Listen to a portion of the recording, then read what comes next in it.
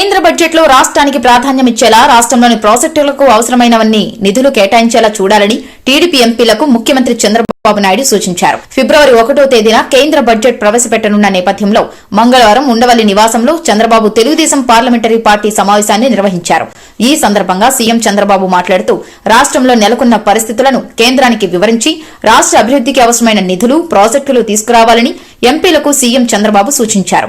ఇప్పటికే కేంద్ర ప్రభుత్వం వైజాగ్ స్టీల్ ప్లాంట్ కోసం 11,440 కోట్లు, నక్కపల్లిలో బల్క్ డ్రగ్స్ ప్రాజెక్టు కోసం 14,000 కోట్లు, అమరావతి నిర్మాణానికి 15,000 కోట్లు, కొప్పత్తి, ఓర్వకల్లు ఇండస్ట్రియల్ కారిడార్లకు 4,936 కోట్లు కేటాయించేందుకు కేంద్రం ముందుకొచ్చిందని తెలిపారు.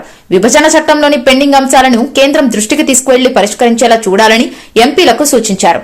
దేశంలో ఏ రాష్ట్రానికి లేని సముద్ర తీరం మన రాష్ట్రానికే ఉందని, పోర్టుల నిర్మాణం ద్వారా దాన్ని సద్వినియోగం చేసుకుంటే పెద్ద ఎత్తున ఉపాధి లభించడంతో పాటు సంపద సృష్టి జరుగుతుందని సీఎం అన్నారు. కేంద్ర బడ్జెట్ లో కొత్త రహదారులు రాష్ట్రానికి కేటాయించేలా, రహదారుల విస్తరణకు అనుమతులు వచ్చేలా ఎంపీలు పనిచేయాలని, విశాఖ, విజయవాడ మెట్రో రైల్ ప్రాజెక్టులు రాష్ట్రానికి వచ్చేలా చూడాలని ఎంపీలకు సూచించారు.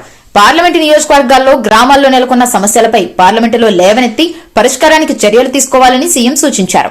ఈ సమావేశంలో ఎంపీలతో పాటు మంత్రి నారా లోకేష్ పాల్గొన్నారు.